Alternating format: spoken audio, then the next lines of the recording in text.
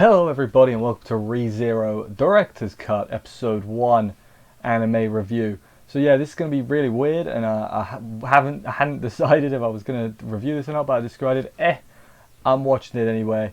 I figured I might as well do it, you know? I don't know how exactly this is going to work. Like I figured, do I pretend, not pretend, but do I act like I don't know what's going to happen? Do I not spoil things for the future? Or do I just say it openly? You know, I figured I won't talk about stuff that's not happened yet. Also realised I don't realise if there's anything new been added. Like watching, I was like, yeah, I just don't remember, you know. And that I don't think that has this episode, because episode 1 of the first original was already an hour long. So really, this should just be the same, and I definitely ended at the same point. So I think it was just the same as the first episode of the previous one. But I might be wrong. I can't actually remember, which is less than ideal. But anyway, if I blitz through the episode, go quite quick, it's because it's an old anime. I don't need to go over every little detail. Although I will talk about things I like and stuff. But yeah, anyway, let's get into this. Hopefully this isn't a disaster of video. If it is, it probably won't go up. So if it's up, it went okay. Anyway, let's get into this. We start off in Earthworld. Remember Earthworld? Our main character, his name is Subaru. I can say that. That's not a plot hole. Plot point. His name is Subaru. He's reading some manga and glaring at some normies out of the window. He buys some snacks. He gets summoned to another world. Yeah, let's stop doing that great detail thing. And while he's getting teleported, I guess he's getting these visions of dead bodies and you know stuff. We'll get to it recently. He's just, goes about the world, can't save some kid because he can't use magic, can't read to buy some apples or whatever. He goes searching for info. He goes into the girl's bathroom. He gets thrown out of like a demi-human pub. All good stuff. And then he's like lamenting his lack of protagonistness. I do like that actually. I like how he's got all these expectations. Like, I've seen an isekai series. I know what's meant to happen, and just none of it goes the way he wants. At first in a comedic way, and then in a less than comedic way. We'll get there a bit later on.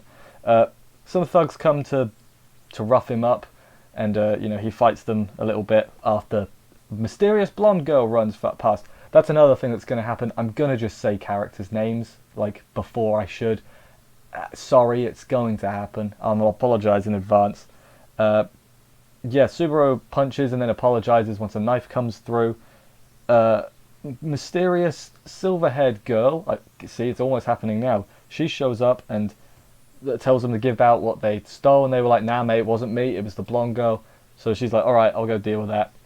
But then she saves your boy Subaru just because she's a good deed. She has a cat, and cats are scary. His name is Puck. He's like a ghost, a spirit.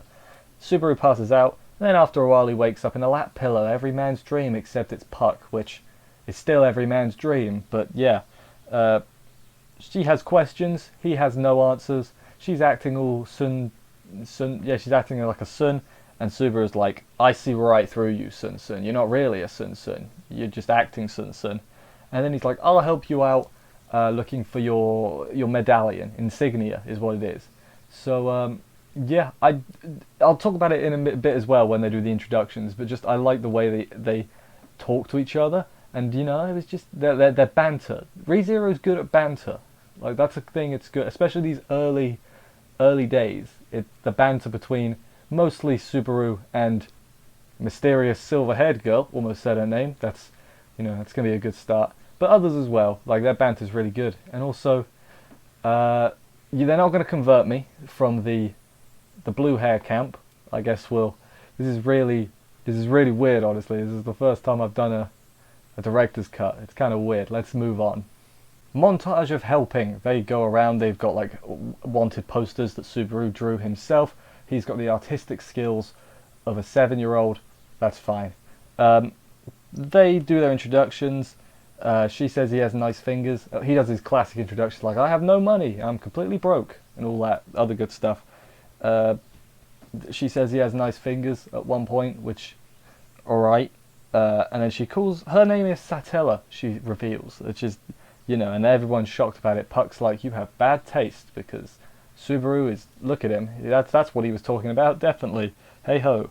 After that, they spot a lost child, and then she makes the girl cry because, for reasons that will become clear later. And then Subaru shows up and does some magic tricks, which cheer her up, and then they go find her mum. And again, Subaru's like, this is the part where they say we look like we're a married couple, and Amelia's like, no, that's not how that works. Like, I just said her name. Satella said that. Who's the other one? Doesn't matter. After that, she's like, I'm a half elf, and Subaru's like, you're well pretty, and she's like, back her.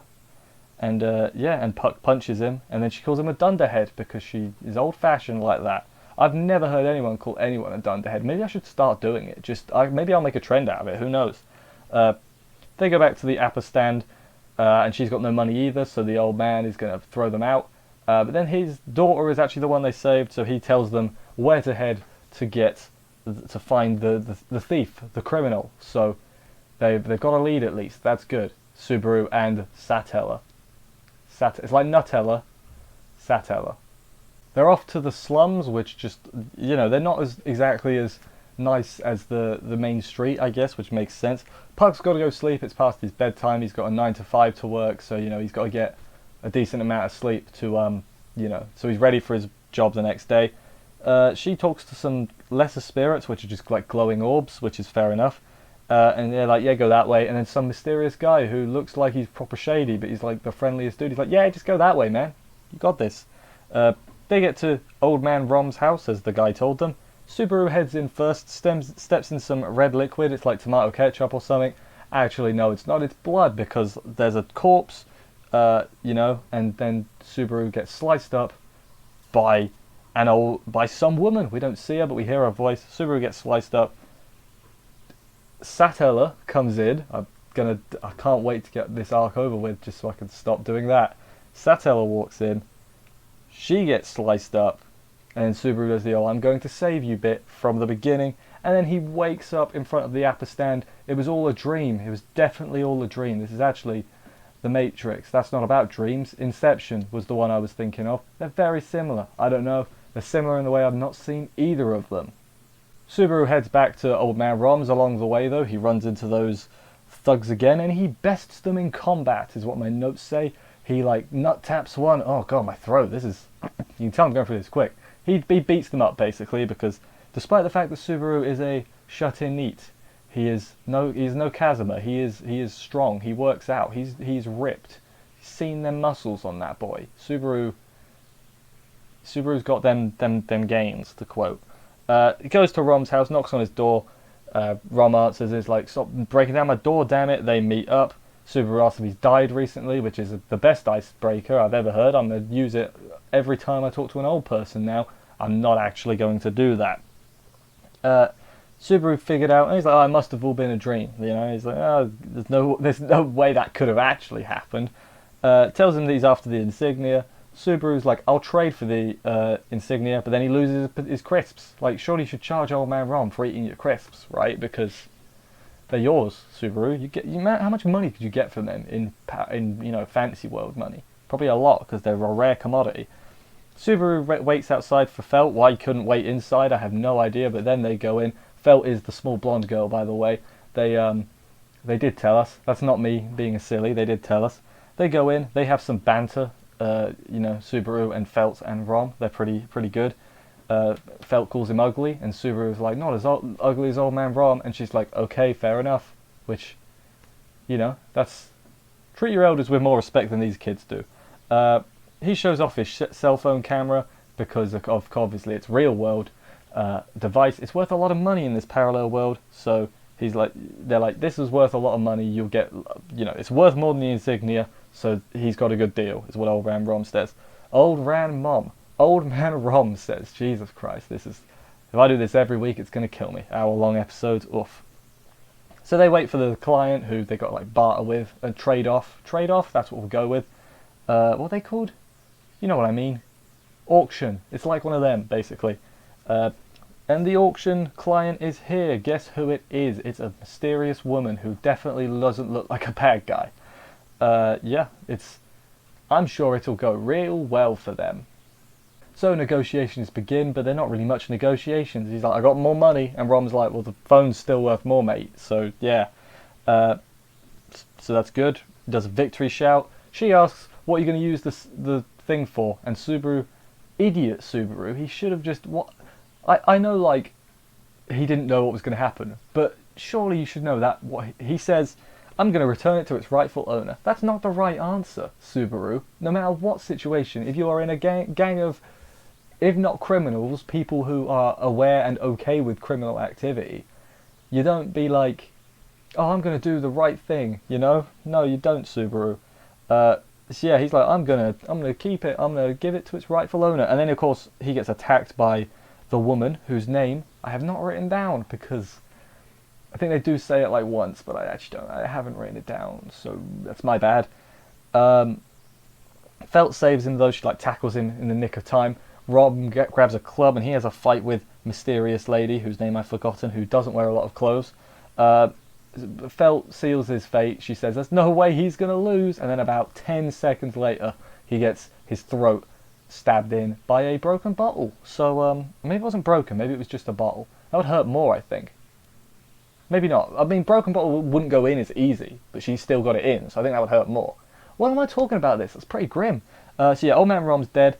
Felt gets annoyed, charges in. She's got like speed magic, or she's just really quick. I have no idea. But no, she gets killed too. She gets swiped in half, but she doesn't actually get sliced in half. I guess that would be a bit grim if she just flew into two pieces. That might be a bit much for the isekai audience, I guess. Maybe not. Who knows? I don't think I'd want to see that. Felt's cool. She's no worse than sixth best girl. Maybe. I'm not going to work it out. That was my elbow. Ow. So yeah, Subaru finally gets up after everyone's dead. He sucks because he had no fighting training, obviously. And she basically says, if you'd gotten up earlier, they might still be alive. It's your fault, Subaru, which I think is a lesson. We'll be prepared for that. This whole series is going to be Subaru. It's basically your fault, even though it's not. But even when it is, it isn't, or it's somehow related to him. You get what I'm saying? It might be his fault, but he always, hopefully, will pull through. Subaru does nail a kick though, but he got sliced open and she's like sniffing his guts and stuff. It's proper grim, man. He's gonna die, and then he wakes up at the Appa stand again, which a bit weird. I wasn't here. And then yeah, the ending starts playing, the ending theme, which I don't remember if it did in the original, and I'm too lazy to look it up. It's literally a few clicks away. I just can't be bothered, man. It don't matter. The ending starts playing and everything. He spots Satella and he starts shouting to her in this crowded area. Everyone's looking at him like, what the hell, man? And she gets mad at him. She's like, don't call me Satella. That's the jealous witch's name. I ain't no jealous witch. And Subaru just looks confused and hurt because she doesn't remember him, and she's shouting at him now. Poor Subaru. We should all feel bad for Subaru. He's an idiot for not figuring out what's going on. Although he's not like most anime protagonists, which are always like, they need a 8-page long essay on how anything works before they understand it. Subaru at least has some common sense, which I think we're going to find out next week if I remember, which is where the edits are going to be more apparent, because it'll be like, I think should it be episode like 2 and 3 put together? That makes sense, right? That makes a lot of sense, because obviously, I said at the beginning, first episode was an hour long in the original as well. So yeah, that was the end of the episode. Hopefully this has been alright. Hopefully I didn't take too long going through it. I could have taken longer, but it's a redo. Get it? That's the opening theme. I did that on purpose. Yeah, I'm mainly just doing this for a rewatch. Even if this review doesn't get very many views, I'll be fine with it because I was going to rewatch the series anyway. And hopefully this is it's a good refresher, obviously before season 2. But I loved ReZero when I first watched it. It was great. I think opinion has gone down a bit since then, but I still think it's really good, and this has reminded me. I think the thing I like about it most is Subaru has personality, which is a trap many isekai protagonists, fall into, is having no personality. Subaru, he's a funny guy, and then his actual development, which is nice, which obviously we'll get to. But yeah, I'm enjoying this. I can't really say, Oh, I wonder where it's gonna go now. But I do wonder if they're gonna what new scenes they're gonna add. I have read the light novel again, but much like the when I watched the season originally, that was a while ago, and I don't remember it too well. So I remember the big things, and if you've read the light novel, you know the big thing, which they'll probably add. Um, but yeah, I'll point that out when we get there. Although that's going to be a thing where people are going to be like, I don't remember this. Oh my god, what? That's going to be everyone's reaction, like that. I won't say what it is because we got to be excited for that. Uh, but yeah, I can't wait for that. But in terms of other scenes they might add, like throughout, I can't think of any. But again, it's been a while, so who knows. Anyway, thank you everybody for watching this review. I hope you enjoyed it. I think this will probably be 13 episodes because it was 25, but one was an hour, so it was really 26 originally. 13 episodes. Yeah, that makes sense, doesn't it? 24, 12, 13. It makes sense. Might be a bit longer, but although because of the re-edit. Who knows? I have no clue.